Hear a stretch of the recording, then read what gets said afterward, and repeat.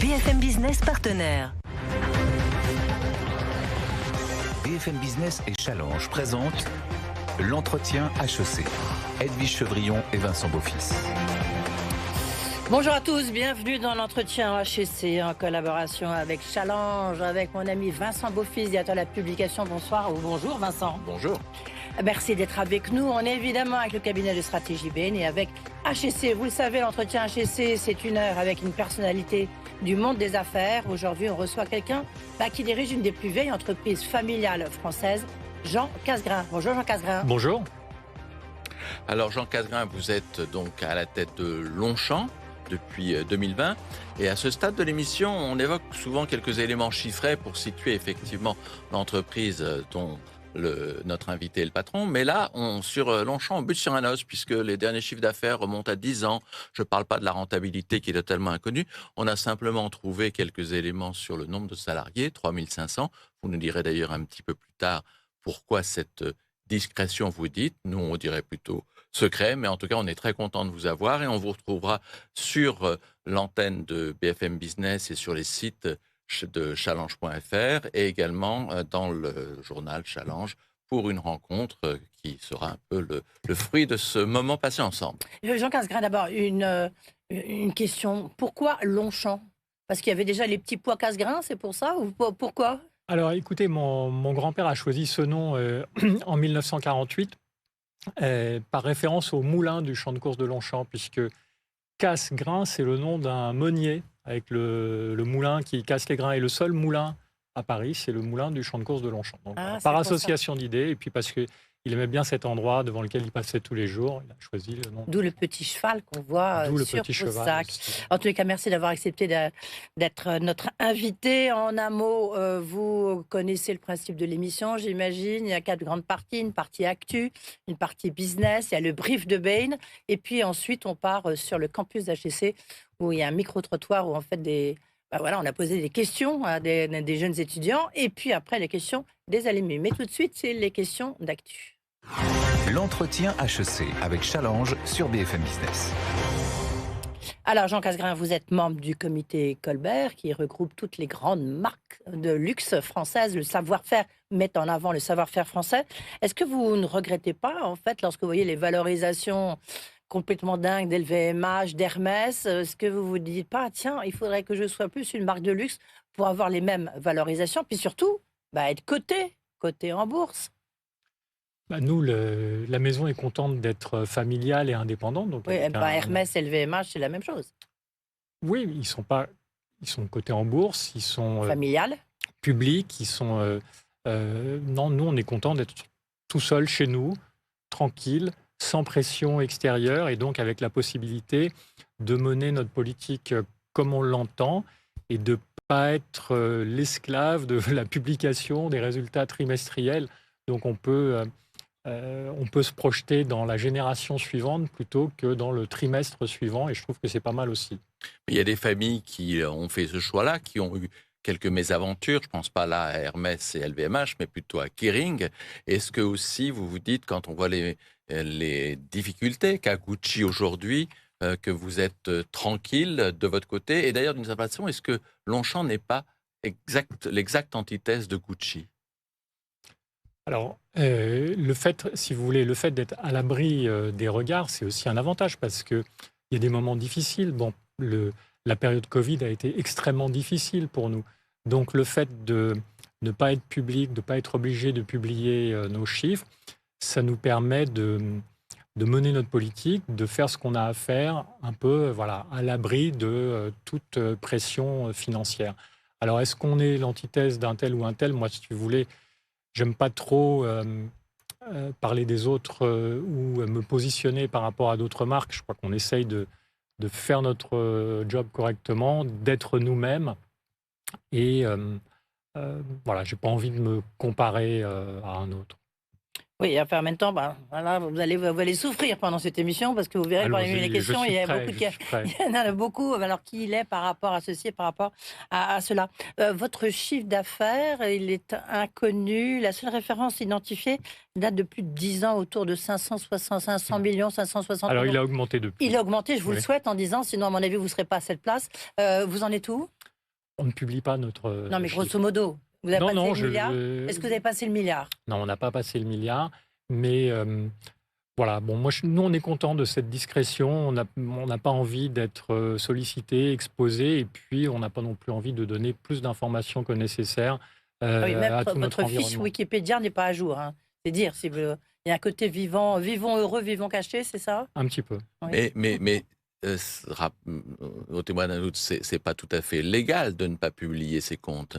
Je ne sais pas. Si, vous Si, savez, bon, peut-être. vous payez une amende chaque année.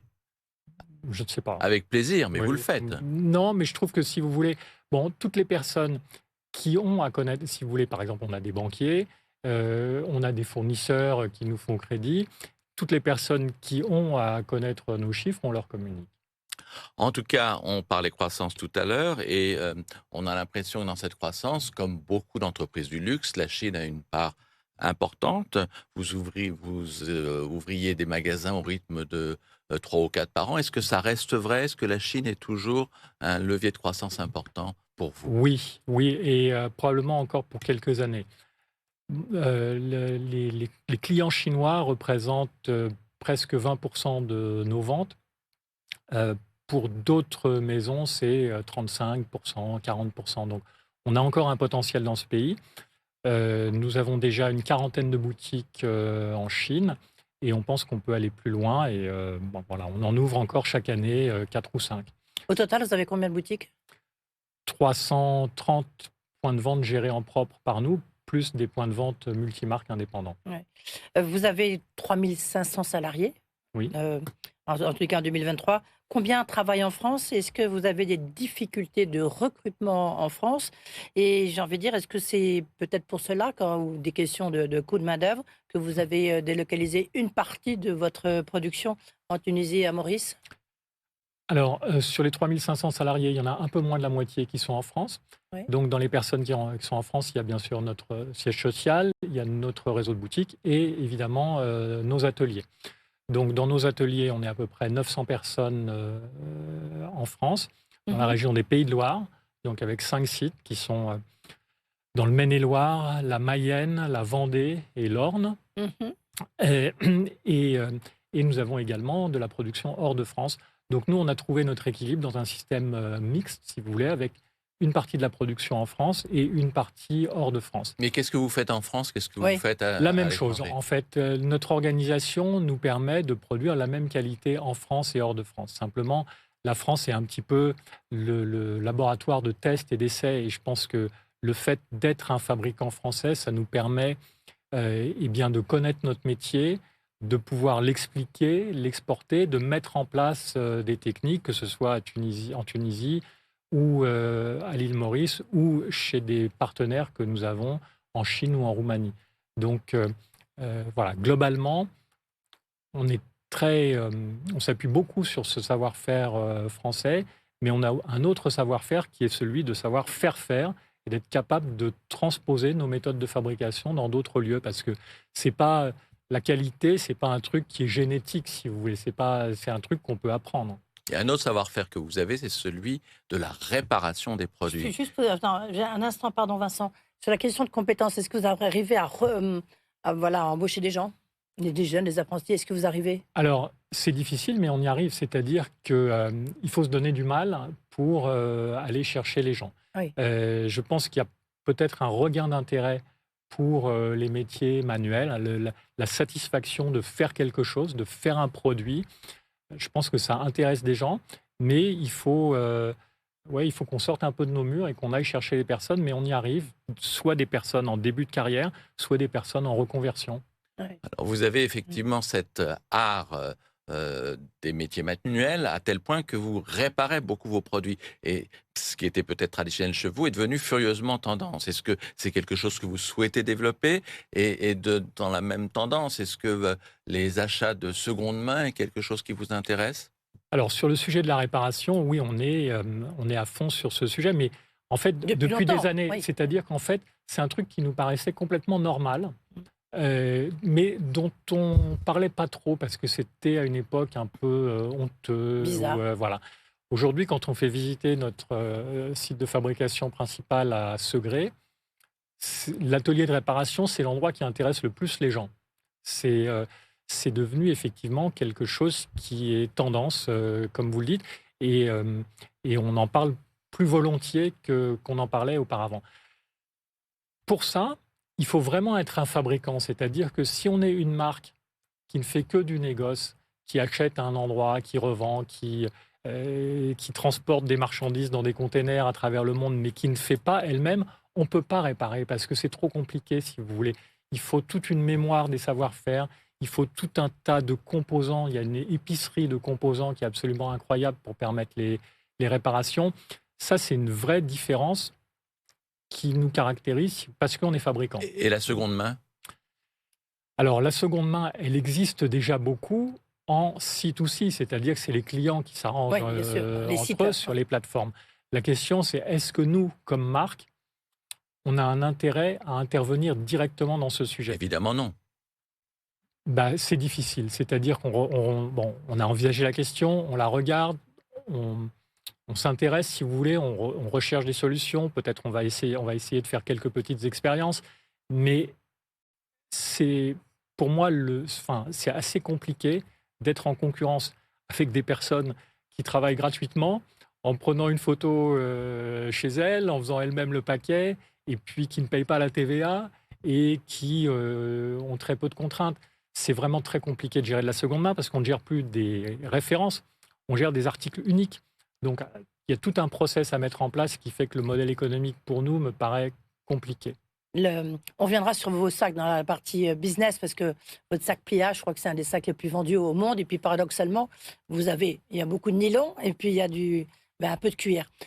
Juste sur cette question-là, est-ce que vous avez monté vos exigences sur justement la qualité des peaux et puis, en même temps, est-ce que vous les avez augmentées compte tenu des attentions des ONG sur cette question de peau, du traitement des animaux, du cuir ?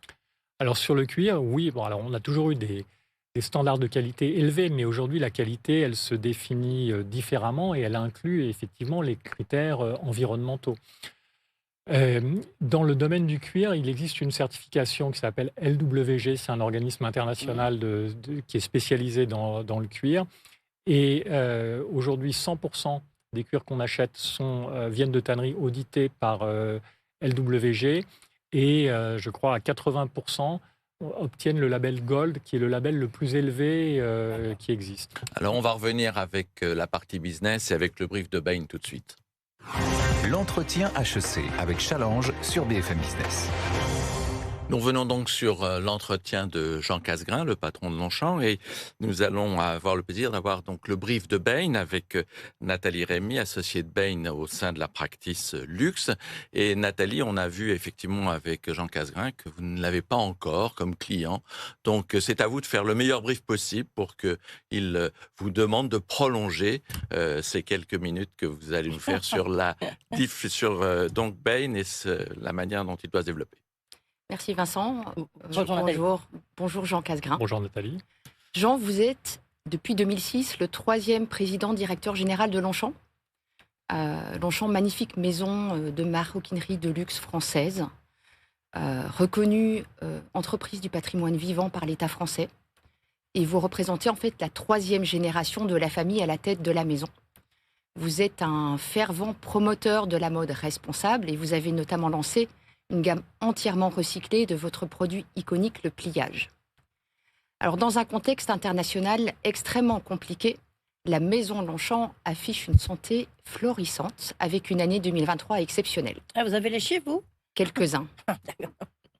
Je ne dévoilerai pas tout, mais en tout cas, 44%, allez-y, n'hésitez pas. 44% de croissance du chiffre d'affaires l'année dernière, 500 recrutements, dont la moitié en France. Et cette réussite s'explique notamment par le succès phénoménal de votre produit iconique, le pliage, qui, comme Edwige l'a mentionné tout à l'heure, est à ce jour le sac le plus vendu au monde depuis son lancement en 1993. Vous avez aussi su vous diversifier. Vous avez lancé votre première collection de prêt-à-porter en 2006 pour devenir une maison plus de mode de luxe que purement maroquinière. Vous avez également accéléré votre développement international. Vous mentionniez la Chine, mais vous comptez aujourd'hui plus de 1500 points de vente Longchamp partout dans le monde. Et enfin, vous avez réussi à moderniser votre distribution en y intégrant le e-commerce, dont le poids a été multiplié par 5 depuis 2019, pré-Covid. Donc un très grand bravo pour tous ces succès. Alors Nathalie, la question que vous vous posez et que vous posez donc effectivement les grands défis maintenant. Les grands défis. Donc les grands défis, nous en voyons 3. En fait, qui sont pour partie liés à la normalisation de la croissance du marché du luxe et à l'évolution du profil de ses clients. Le premier défi, c'est d'arriver à répondre aux attentes d'une clientèle de plus en plus jeune et de plus en plus chinoise. Puisqu'à l'horizon 2030, 35% des clients du luxe seront de la génération Z ou Alpha, et plus de 40% des clients du luxe seront de nationalité chinoise. Donc ça, c'est le premier défi. Le deuxième défi, c'est que ces clients ont de plus en plus d'attentes en matière de diversité et de nouveauté, ce qui met en fait une pression croissante sur la création de la maison et vous impose de continuer à réduire votre dépendance par rapport au pliage. Et enfin, le troisième défi, c'est de répondre aux exigences croissantes de cette clientèle en matière de personnalisation, en matière d'expérience client omnicanal, en adoptant les nouvelles technologies, dont l'intelligence artificielle, puisque déjà près de 75% des clients du luxe aujourd'hui sont friands de nouvelles technologies, comme nous l'avons mis en évidence dans notre dernière étude Bain, en partenariat avec le comité Colbert. Alors, du coup, voici ma question. Bah oui, mais allez-y, parce qu'il reste une minute. Il reste une minute. Alors, ma question... Une minute pour Jean. Une minute pour Jean, mais je vais très très vite. Le marché du luxe continue de se polariser avec d'un côté des marques de luxe dites de niche et de l'autre côté des marques de luxe accessibles. La maison Longchamp semble se positionner quelque part entre ces deux segments. Est-ce un choix stratégique de la part de la maison et pourquoi ? Oui, donc nous, on entre difficilement dans les cases et je pense que en marketing, souvent, être différent, c'est plutôt un avantage. Donc, on a notre identité qui est difficilement comparable à celle d'autres et nous, on trouve que c'est bien comme ça et que on est sur un positionnement qui va nous permettre d'aller encore plus loin. Sur la normalisation, la question que posait Nathalie, la normalisation, et en disant aussi que vous avez aujourd'hui un défi par rapport au fait que c'est des gens de plus en plus jeunes qui achètent des marques de luxe, et puis en plus des Chinois, notamment 40%. Alors la Chine, elle est vraiment au cœur de nos priorités, c'est-à-dire qu'on travaille énormément sur ce marché. Donc, comme je le disais tout à l'heure, on a une 40aine de boutiques, on a notre bureau à Shanghai, on développe nous-mêmes ce marché en direct et il fait l'objet de nombreux efforts. C'est une des principales priorités de la maison. Et vous avez des ateliers en Chine, et est-ce que vous avez la création, elle est en Chine ou elle est qu'en France ? Non, la création n'est qu'en France. Elle est qu'en France, pas seulement la création, mais toute la mise au point du produit. Et on fait des produits en Chine, mais ce sont exactement les mêmes produits que ceux que nous faisons en France et exactement aux mêmes normes de qualité.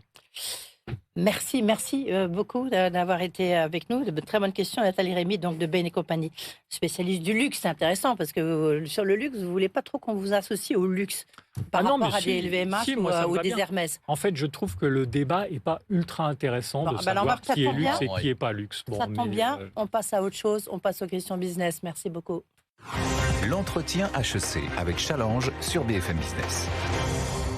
Nous voici donc dans la partie business de l'entretien de Jean Casgrain, le patron donc de Longchamp. Et on a bien compris que vous n'aimez pas tellement vous comparer aux autres. Et pourtant, il y a quelque chose qui est très frappant quand vous parlez de l'attrait de vos produits. Vous employez exactement le même mot que Bernard Arnault, le mot désirabilité. Et par rapport à ce mot-là, effectivement, pour vos produits, quelle est la part de la qualité du produit, la part du marketing aussi, dans cette désirabilité des produits Longchamp ?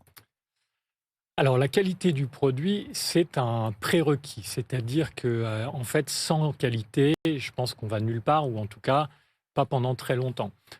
Mais cela étant, ça ne suffit pas. Il faut quelque chose de plus, et il faut effectivement la désirabilité. Notre job, c'est de faire envie à nos clientes. Et est-ce que c'est parce que vous voulez être plus désirable que vous avez développé, par exemple, du prêt-à-porter sous votre marque ? Le prêt-à-porter est effectivement un élément important de l'équation. Aujourd'hui, le monde de la mode et le monde de la maroquinerie sont confondus, en fait. C'est-à-dire que la plupart des maisons ont trouvé un équilibre avec une partie de prêt-à-porter et une partie de maroquinerie dans leur business. C'est-à-dire que ceux qui n'ont pas de maroquinerie aimeraient bien développer la partie maroquinerie, et des maisons de maroquinerie qui ne font pas beaucoup, qui ne font pas de prêt-à-porter, il y en a presque plus. Et ça représente comment? Parce que votre best-seller, on va en parler à l'instant, le pliage, le fameux sac pliage, le sac le plus vendu au monde. Il reste le sac le plus vendu au monde? Alors, j'espère. Je n'ai pas les chiffres de tout le monde, si vous voulez, pour pouvoir l'affirmer avec certitude, mais c'est sûr qu'en 30 ans de carrière, bon, déjà, il n'y a pas beaucoup de sacs dans le monde de la maroquinerie qui Vous en vendez combien par an? On en vend plusieurs millions par an. Oui, mais là, vous pouvez le dire sans trahir un secret. Je n'ai même pas le chiffre exact en tête, parce qu'en fait, il en existe tellement de versions, et donc c'est difficile. Voilà. Est-ce qu'il ne représente pas une part trop importante, on parlait à l'instant du prêt-à-porter, dans votre chiffre d'affaires? Est-ce qu'il n'y a pas un risque pour Longchamp? Oui, alors il y a probablement un risque, mais beaucoup de maisons aimeraient bien avoir un produit aussi iconique, aussi unique et qui dure aussi longtemps. Donc c'est une espèce de Graal, si vous voulez. Donc on ne va pas non plus se plaindre d'avoir un produit qui soit devenu aussi universel que le pliage. Tiens, justement, est-ce que c'est pas un paradoxe d'être maroquinier et en même temps d'avoir un sac pliage où en fait l'essentiel est en nylon? Alors, notre maison, on est maroquinier, on adore le cuir, mais en même temps, on est ouvert. Et dans les années 70, mon père a été le premier à avoir eu l'idée d'utiliser du nylon pour faire des sacs et des bagages. À l'époque, il a acheté des lots de nylon qui servait à l'armée française pour faire le tapis de sol des tentes. Sa solidité. Et le nylon a des qualités qui sont quand même assez uniques en termes de résistance dans le temps et de poids. Vous vendiez plus de sacs à main en nylon ou alors justement des bagages? Alors on vend des bagages, non mais ça, je sais que vous en vendez, le marché du sac est plus important que celui du bagage. Donc on vend. Alors en termes de distribution, on évoquait effectivement notre expert de Bain évoquait 1500 points de vente, mais ils ne sont pas tous à vous. Vous avez les points de vente en propre de quelques centaines. Vous cherchez vraiment à privilégier cela? C'est vraiment une donnée fondamentale du luxe d'avoir ces magasins à soi? Alors oui, c'est vraiment important d'avoir ces magasins à soi parce que c'est une façon de faire aller jusqu'au client l'histoire complète, le process complet de la marque. En fait, quand on achète un sac, on n'achète pas seulement un sac. Il y a aussi un plaisir dans le moment de l'achat. Le fait d'être en magasin, ça fait partie finalement de ce que vous achetez, ce moment agréable que vous allez passer dans le magasin. Si on n'est pas intéressé par ce contact avec l'équipe de vente, avec la marque, si vous voulez, dans son intimité, on peut acheter en ligne. Mais pour nous, l'expérience magasin fait partie intégrante du produit que nous vendons. Et justement, quelle doit être l'expérience d'un achat en ligne? Puisque on sent que beaucoup de marques de luxe ont choisi ce canal de distribution également en complément. Alors nous, on est complètement agnostique. C'est-à-dire qu'on considère que notre boulot, c'est de faire en sorte que le client qui veut acheter en ligne ait les meilleures conditions possibles pour son achat en ligne, et celui qui veut acheter en boutique puisse aussi acheter en boutique. Donc on laisse le choix à nos clients, et dans les deux cas, on essaye d'offrir une expérience conforme aux attentes du client. Alors, en ligne, on est plus vers la fluidité de l'achat, la commodité, et en magasin, on est plus vers le conseil. Juste une question. Est-ce que vous avez beaucoup augmenté vos prix en 2023? Oui, on a augmenté 10%, prix. 10%, 15%? Moins de 10%. Moins de 10%. On a augmenté un petit peu nos prix pour tenir compte de l'inflation. Mais comment vous vous situez en termes de gamme de prix? Est-ce que, effectivement, Hermès est inatteignable, mais est-ce que quel est votre principal concurrent en termes de prix? Alors, c'est difficile de répondre à cette question. C'est pas que je ne veuille pas y répondre, mais finalement, on est dans un créneau du marché dans lequel il y a relativement peu de monde. C'est-à-dire qu'il y a tout un tas de marques qui se disputent le sommet de la pyramide, si vous voulez, très agressivement, avec des moyens très élevés. Et puis après, il y a des marques plus diffusées, en particulier les marques américaines, qu'on connaît relativement peu en France, mais qui sont quand même des sociétés importantes qui font des très gros chiffres d'affaires, qui sont moins chères, qui sont plus promotionnelles. Coach, par exemple. Voilà, qui ont des réseaux de, je sais pas, ils ont peut-être 200 outlets aux États-Unis. Enfin bon, vraiment très masse. Et nous, on est dans un espace qui est quelque part entre les deux, où finalement, il n'y a pas tant de monde que ça. Jean Casgrain, on voit bien que la communication, elle change énormément aujourd'hui. C'est-à-dire que les réseaux sociaux prennent une importance énorme, la communication digitale, avec notamment, c'est plus de la pub classique, c'est les égéries aujourd'hui, voire les influenceurs ou les influenceuses qui prennent le dessus. Vous avez des égéries, comment est-ce que vous travaillez, comment est-ce qu'elles communiquent et comment vous les sélectionnez? Est-ce que vous avez des sportifs, puisqu'il y a bientôt les Jeux Olympiques? Alors, on n'a pas encore de sportifs, mais on travaille de temps en temps avec des personnalités Très dans connues. différents pays. Donnez les noms. Alors, je ne sais pas si vous connaîtrez Kim Seo-joon, qui est une actrice et chanteuse coréenne qui représente la marque depuis maintenant presque 2 ans et qui est une personnalité très positive, très sympathique et bien en ligne avec nos valeurs. Donc, et puis, dans chaque pays, il y a localement des personnes qui soutiennent la marque, avec qui la marque entretient des relations et a développé une amitié finalement au fil des années. Vous l'avez dit plusieurs fois au cours de cet entretien, vous êtes une entreprise familiale. Est-ce que la manière dont vous contrôlez à la fois le capital et le management n'est pas une difficulté, une limite pour attirer certains talents? Alors écoutez, non, je ne crois pas. Et je pense qu'il y a au contraire des personnes qui sont attirées par une structure qui est simple, sincère, facile, pas trop politique. Voilà. Donc je pense que ça intéresse aussi pas mal de gens. Vous avez 3 enfants. Oui. Hermine, Adrien, Hector. Est-ce qu'un jour, on les verra à la tête de Longchamp? Est-ce que c'est forcément un Casgrain ou une Casgrain qui va vous succéder? Alors 2 des 3 travaillent déjà dans l'entreprise, ainsi que ma nièce Juliette qui a rejoint l'entreprise en début d'année. Donc, écoutez, on verra, mais moi, effectivement, ça me ferait très plaisir. Une femme, ça pourrait être bien, ça changerait? Alors, je co-dirige l'entreprise avec ma sœur Sophie, qui est déjà beaucoup dans la maison.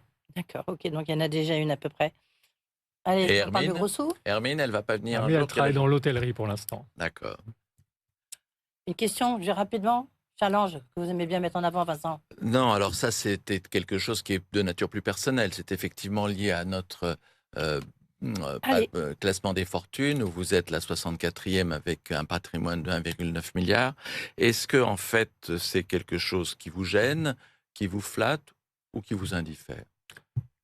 Alors, ça m'indiffère légèrement. Et puis, quant à l'évaluation que vous donnez, il ne doit pas être facile à faire, puisque, comme vous le disiez tout à l'heure, on ne publie pas beaucoup de chiffres. Et bien voilà, c'est pour ça que vous êtes là, on essaye de grappiller quelques chiffres. Allez, tout de suite, la fin de la première partie. Après, on va partir sur le campus d'HEC. Question des alumni, après.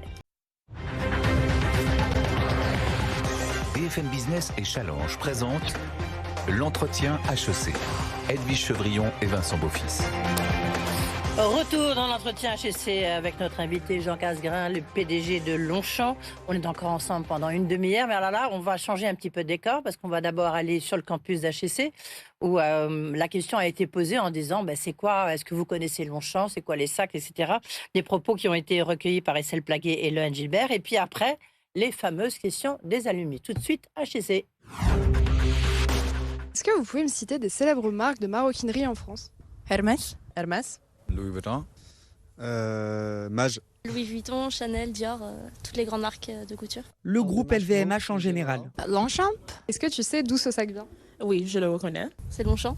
Longchamp, of course, yeah. Mon ex-copine en avait un, donc je sais que c'est Longchamp. Et est-ce que Longchamp vend des sacs en Chine? Oui, ils en vendent, et c'est un choix de sac assez populaire pour aller au travail ou pour étudier. Longchamp, c'est une entreprise familiale qui existe depuis plus de 75 ans, et ce sac-là en particulier existe depuis 1993. Qu'est-ce qui rend la marque si intemporelle à vos yeux? Son design minimaliste, c'est pour cela qu'il traverse les générations et que l'on porte sans revendiquer un style en particulier. On voit beaucoup sur les réseaux Toutes les célébrités connaissent la marque Longchamp et portent du Longchamp. Quality. La qualité et la forme. La qualité des produits, on sait que quand on va pour acheter un sac Longchamp, c'est gage de qualité. Ce qui est bien avec ce sac, c'est sa légèreté et les gens l'utilisent pour transporter des livres. Ici, on est dans une école, les gens adorent les sacs Longchamp pour amener leur ordinateur. Je connais même des gens qui l'utilisent pour faire leurs courses. Tu penses que l'élégance à la française joue un rôle dans le marketing? Le style français est populaire sur les réseaux sociaux aux États-Unis et en Chine. C'est quelque chose que les jeunes consommateurs regardent et j'imagine que l'opportunité est énorme pour ces marchés. La France et notamment les marques parisiennes sont très connues pour leur savoir-faire en termes de couture, de maroquinerie. Donc faire valoir le savoir-faire français, c'est sûr que c'est gage de qualité internationale.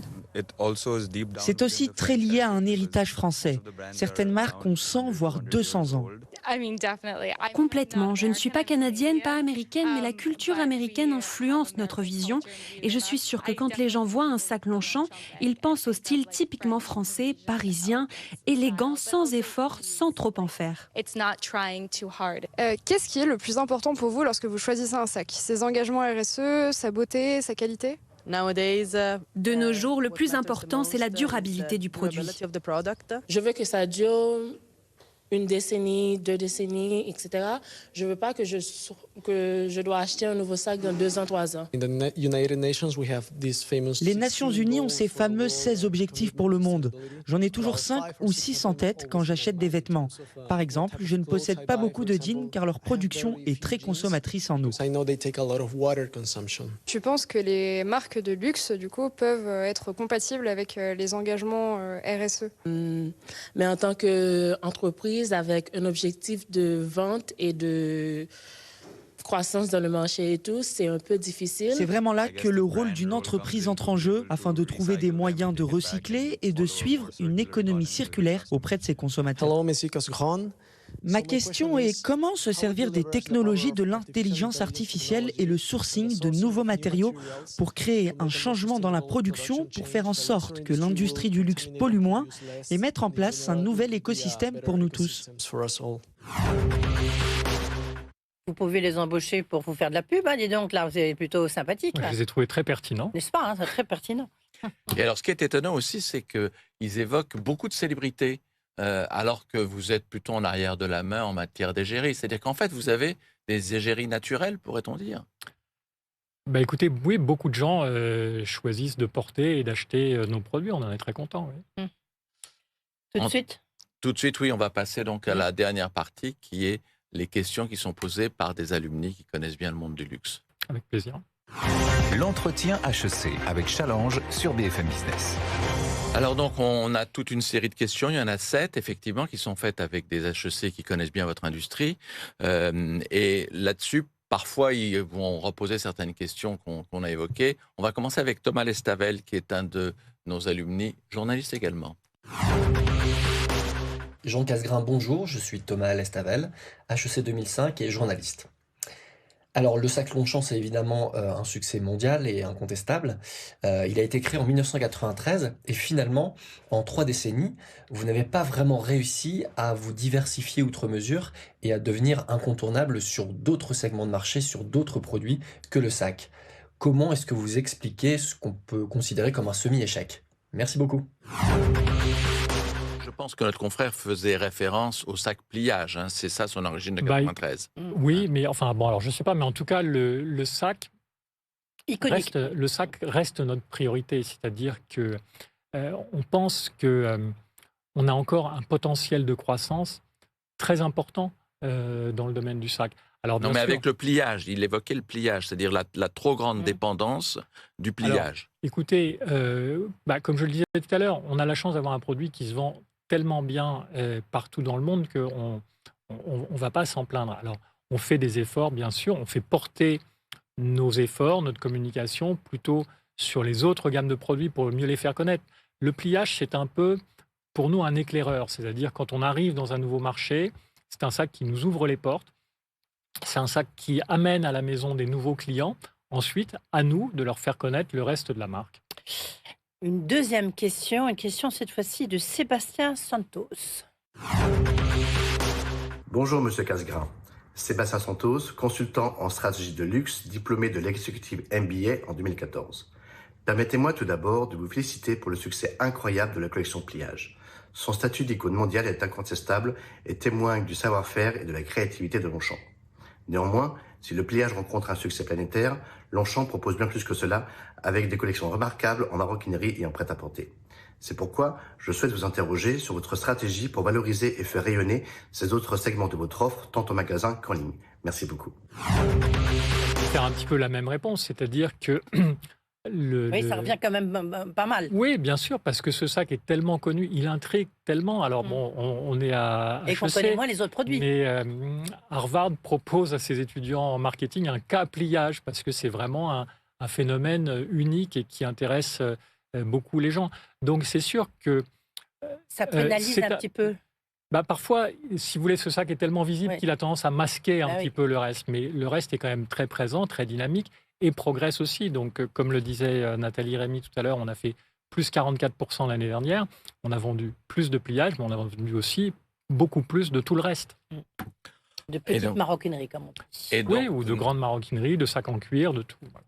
Mais je pense que ça calmerait tout le monde si on savait ce qu'était votre pliage dépendance. Et ça, je crois que c'est un secret que vous ne voulez pas partager. Oui, on n'a pas tellement envie de dévoiler tous nos chiffres. Et effectivement, c'est pas tous vos chiffres, c'est non, mais même, voilà, particulièrement, je crois que nos concurrents n'ont pas besoin d'en savoir plus. Alors, notre troisième question vient de Sylvie Ebel.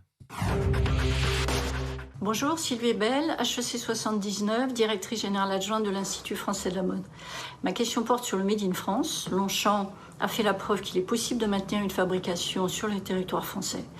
Que pensez-vous de l'avenir de cette fabrication française? Est-il possible de faire du tout Made in France, ou n'est-ce pas un peu un mirage du discours actuel? À quel challenge vous avez dû et vous devez faire face en matière notamment de recrutement, de compétences, mais aussi bien sûr de coûts? Alors nous ne sommes pas des intégristes du Made in France, c'est-à-dire qu'on y croit beaucoup. On est très heureux de développer nos ateliers en France. On recrute encore chaque année beaucoup pour nos ateliers en France, pour remplacer les départs en retraite, mais aussi pour augmenter nos effectifs de production en France. Mais on a besoin d'un équilibre avec aussi une partie de production à l'étranger. On développe également la production en Asie et avec l'objectif de fabriquer en Asie pour le marché asiatique et en Europe ou en zone euro-med pour le marché européen, de sorte à réduire nos transports et notre empreinte écologique.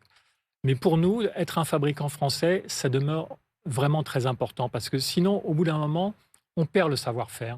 Et puis, on devient juste une marque, comme il en existe beaucoup, qui envoie des dessins chez un fabricant dans tel ou tel pays, qui va faire son interprétation du produit.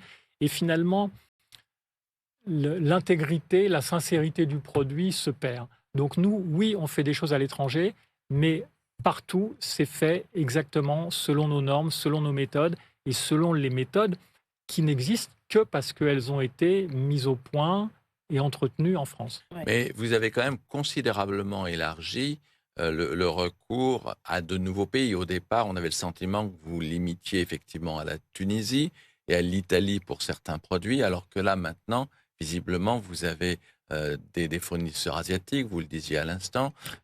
Ça correspond simplement à cet enjeu environnemental? Ah non, il y a un enjeu de coût, évidemment, qu'il ne faut pas se cacher.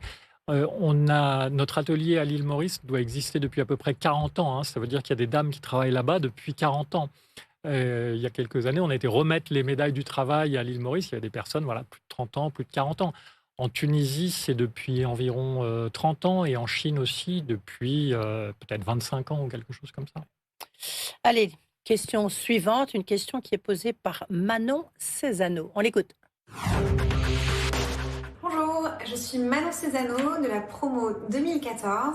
Je suis Head of Product Lens Marketing chez Christian Dior Couture. La question que j'ai pour vous aujourd'hui, c'est quels sont les principaux relais de croissance que vous avez identifiés pour Longchamp à moyen terme, aussi bien en termes de nationalité de clients et de leur typologie, c'est-à-dire plutôt faire revenir les clients existants ou recruter des nouveaux clients à la marque? Alors, en termes de nationalité, je le redis, c'est les Chinois. Et honnêtement, il n'y a pas de deuxième Chine, c'est-à-dire qu'il n'y a pas un autre pays qui présente le même potentiel de croissance. Mais les États-Unis, non? Les États-Unis, dans une certaine mesure, oui, ce serait. Alors, effectivement, après la Chine, je dirais les États-Unis. C'est votre deuxième marché? C'est notre deuxième. Alors, c'est la France, le premier marché, puis la Chine, puis les États-Unis. Donc, il y a aussi du potentiel pour les États-Unis. C'est peut-être un peu plus difficile aux États-Unis, c'est plus concurrentiel, les coûts sont très élevés, c'est un pays, à mon avis, un peu plus compliqué. Donc, nos efforts, ils sont vraiment centrés sur la Chine. Alors, sur l'autre partie de la question, nouveaux clients ou fidélisation des clients existants, je ne peux pas choisir entre les deux. Il faut avoir les deux. Ouais. Mais la place, on l'a évoqué, du prêt-à-porter, est-ce que c'est destiné à prendre vraiment jusqu'à un tiers de votre chiffre d'affaires, ou est-ce que c'est simplement quelque chose qui est un atout pour augmenter, comme vous le disiez tout à l'heure, la désirabilité de votre marque? Alors, le prêt-à-porter, c'est avant tout à construire une image globale de la marque. Mais cette stratégie, elle n'est pas particulièrement originale. Et même des maisons qui sont nées dans la couture, des maisons qui ont été créées par des couturiers considérés comme les plus grands couturiers, bien souvent, le prêt-à-porter ne dépasse pas 15%, 20% des ventes. Et l'accessoire et le sac en particulier fait 50, 60, 80% des ventes.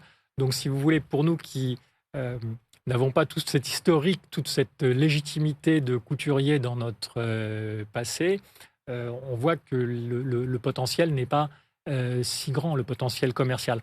En revanche, si vous voulez, la silhouette est quand même très définie par le prêt-à-porter. Et nos collections de prêt-à-porter, on en est très fiers. Elles sont diffusées uniquement dans nos boutiques, donc une diffusion relativement limitée. Mais elles sont très importantes pour aider à définir la marque et la personnalité de la femme Longchamp. Si vous aviez une entreprise un peu que vous regardez plus précisément, ça serait Hermès, une entreprise familiale. Donc vous regardez la stratégie, ça vous permet un peu de vous dire, tiens, ça je vais le faire, ça on va pas le faire, ça ceci. Vous voyez?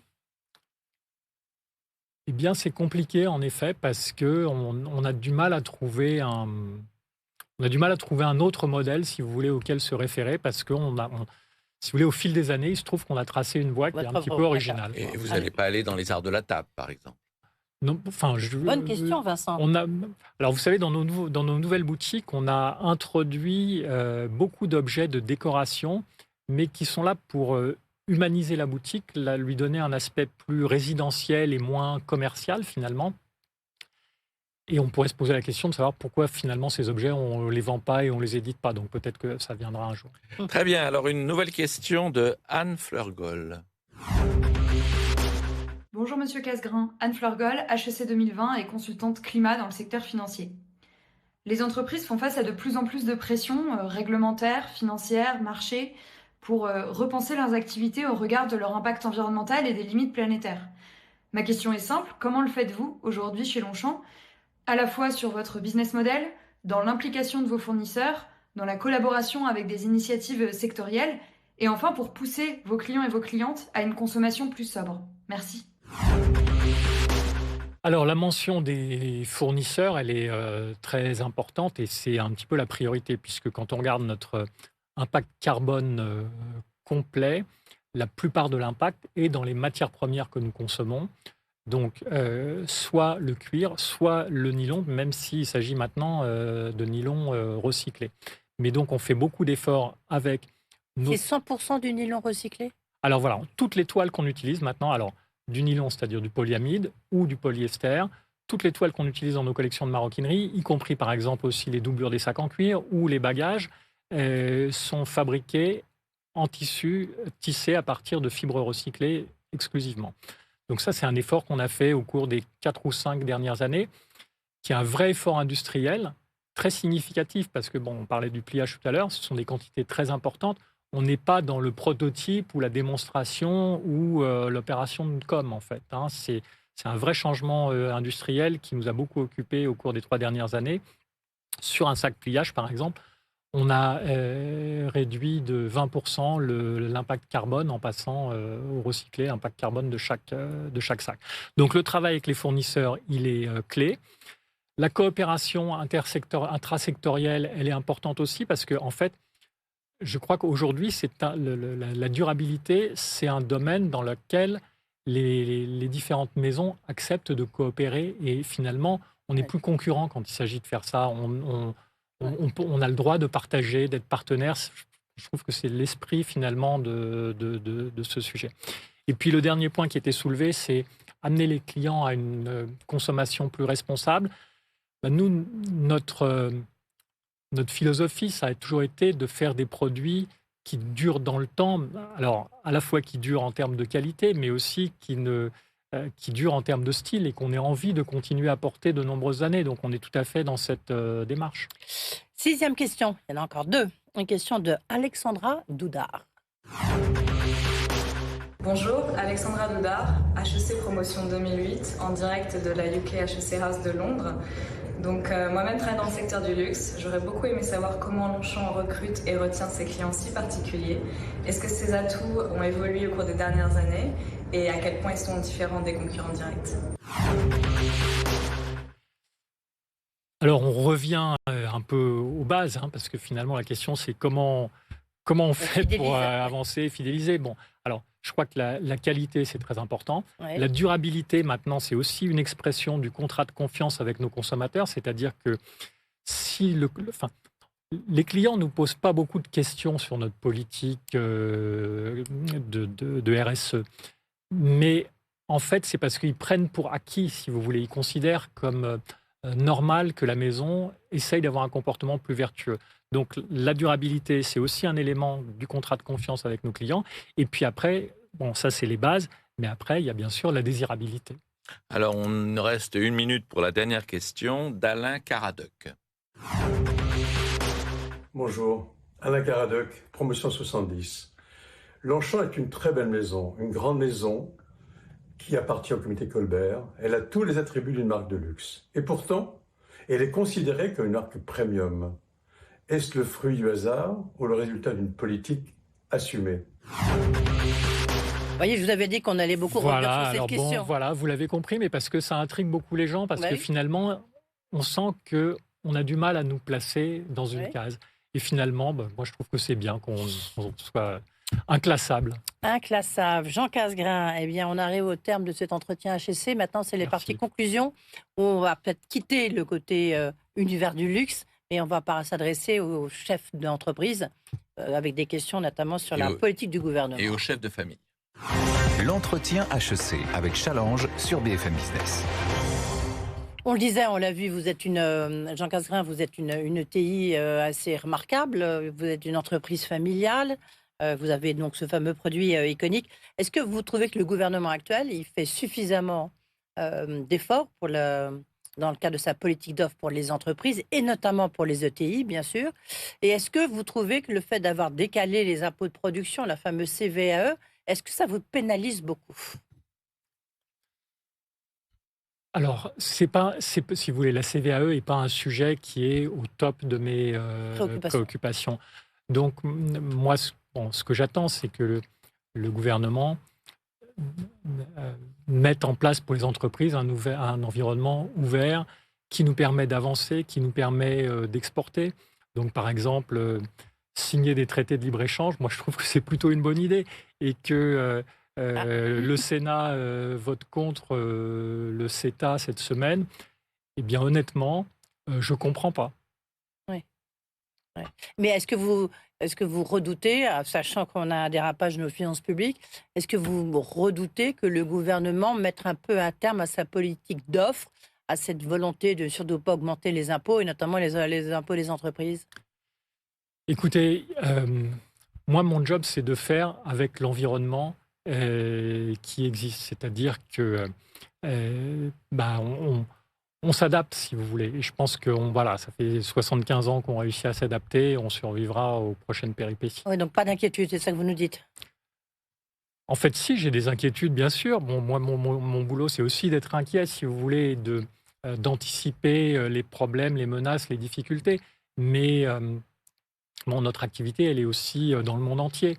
Donc finalement, ce qui se passe en France, c'est important, mais ce n'est pas l'alpha et l'oméga non plus. Alors justement, il y a une source de préoccupation dans le monde entier, c'est bien entendu le réchauffement climatique et la transition que cela demande, et notamment le financement de cette transition. Et là, on revient au sujet des impôts, parce que quand on lit les 66 milliards par an qu'il va falloir financer en France pour accélérer cette transition, il y a une part qui revient aux entreprises, une autre aux particuliers. Et notamment, dans le dernier rapport de Jean Pisani-Ferry, qui est pourtant pas un foudre de guerre façon Thomas Piketty, il recommande un prélèvement auprès des grandes fortunes pour financer une part de cette transition, avec un impôt qui n'est pas négligeable, qui ferait 0,6% sur 30 ans, ou si on voulait le faire en une fois, ça serait 5% de la fortune. Est-ce que vous considérez que c'est à la fois légitime et que c'est quelque chose qui peut être envisageable? Alors, moi, si vous voulez, je ne sais pas ce que c'est les grandes fortunes. Je crois qu'à Challenge, vous avez un classement. Non, c'est très bien. Donc, vous savez. Mais si vous voulez... lui part effectivement des gens qui sont au-dessus de 50 millions d'euros. Ces fortunes, elles sont en grande partie virtuelles. C'est-à-dire qu'il n'y a pas forcément de cash derrière. Donc, nous, si vous voulez, notre choix familial, ça a été de consacrer toute notre énergie, tous nos investissements à notre entreprise. Donc, en fait, l'argent est dans l'entreprise, si vous voulez. Donc, je ne sais pas trop quoi répondre à cette question. Ils feront ce qu'ils ont à faire. Vous, à titre personnel, vous êtes prêt à contribuer justement à cette transition écologique parce que vous jugez qu'elle est nécessaire pourquoi pas. Nous, pour préserver notre planète. Nous, on y contribue, il me semble, déjà pas mal en faisant des efforts importants. C'est-à-dire que, par exemple, on a refait toutes les façades, c'est quand même assez considérable, de notre site industriel de Segré qui est très grand. Donc, c'est un investissement très significatif qui nous a permis de baisser de 20% nos consommations d'énergie sur ce site. Bon, donc, si vous voulez, on fait des choses. On avait, par exemple, tout à l'heure, on a parlé des toiles recyclées. Bon, les toiles recyclées, elles coûtent plus cher que les toiles vierges, que les toiles fabriquées à partir de fibres vierges. Est-ce que pour autant, ça justifie aux yeux des consommateurs un prix plus élevé? Pas forcément, puisque le produit, à la fin, c'est le même. Donc, si vous voulez, des efforts, on en fait, on n'attend pas forcément. Ma question ne s'adressait pas aux chefs d'entreprise, elle s'adressait effectivement aux citoyens. Aux citoyens, actionnaires d'une entreprise j'espère que vous recevez des dividendes, même si je pense que c'est pas demain la veille qu'on saura exactement ce qu'est le niveau des dividendes chez Longchamp. Mais est-ce qu'une part de ces dividendes pourrait être consacrée à un impôt spécial? Pisani-Ferry dit que ce serait en une seule fois, exceptionnel. Il faudrait en savoir plus sur cette idée pour se prononcer. Et sur le principe?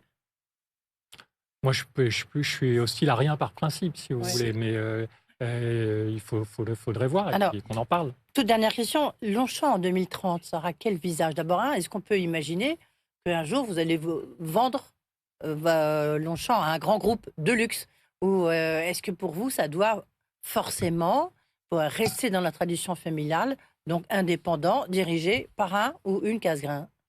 Alors forcément, je dirais pas forcément, parce que ce serait mettre beaucoup de pression sur la génération suivante. Mais ce qui est sûr, c'est que à ma sœur, mon frère et moi-même, ça nous ferait plaisir que les générations suivantes puissent continuer l'aventure familiale.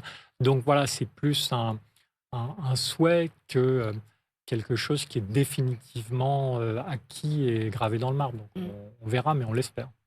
Merci beaucoup. Merci Jean Casgrain. Merci à vous. Le patron de Longchamp a été l'invité de cet entretien HEC. L'entretien HEC avec Challenge sur BFM Business.